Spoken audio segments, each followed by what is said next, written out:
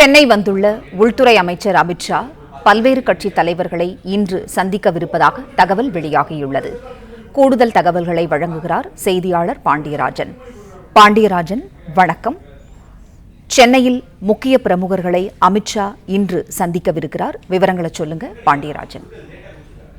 2 நாள் பயணமாக தமிழகம் வந்திருக்கக்கூடிய அமித்ஷா நேற்று இரவு சென்னை விமான நிலையம் வந்தடைந்தார். அங்கிருந்து சென்னை கிண்டியில் இருக்கக்கூடிய தனியார் நட்சத்திர விடுதியில் அவர் அங்கே தங்கியிருக்கிறார்.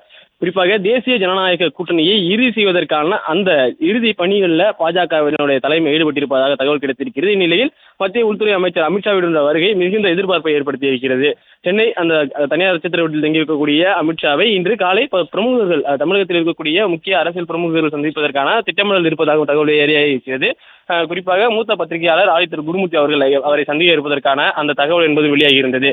தமிழ்நாட்டில் தேசிய ஜனநாயக கூட்டணியை இறுதி செய்வதற்கான அந்த திட்டமிடலும் இங்கு இருக்கக்கூடிய அரசியல் கட்சி தலைவர்களை சந்தித்து கூட்டணி தொடர்பான பேச்சுவார்த்தையை மேற்கொள்வதற்கான அந்த சந்திப்புகள் நிகழ்வதற்கான வாய்ப்பு இருப்பதாகவும் சொல்லப்படுகிறது.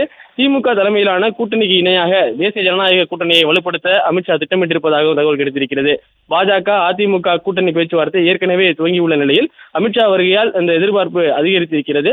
தமிழ்நாட்டில் அடுத்த ஆண்டுக்கு தேசிய ஜனநாயக கூட்டணி ஆட்சியில் இருக்கும் என ஏற்கனவே அமித்ஷா பேட்டி அளித்திருக்கிறார். பாஜக அதிமுக கூட்டணி இறுதி செய்யப்பட்டால் அமித்ஷா முன்னிலையில் அதிகாரப்பூர்வ அறிவிப்பு வெளியாக வருகின்ற அந்த தகவலும் வெளியாகி இருக்கிறது.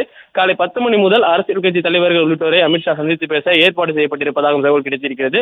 தமிழ்நாட்டில் தேசிய ஜனநாயக கூட்டணி கட்சி அமைப்பதற்கான வியூகத்தை வகுக்க அமித்ஷா வந்திருப்பதாகவும் அந்த தகவல் கிடைத்திருக்கிறது. இன்று மதியம் 12 மணிக்கு அவர் செய்தியாளர்களை சந்திக்க இருப்பதாகவும் அந்த தகவல் வெளியாகியிருக்கிறது.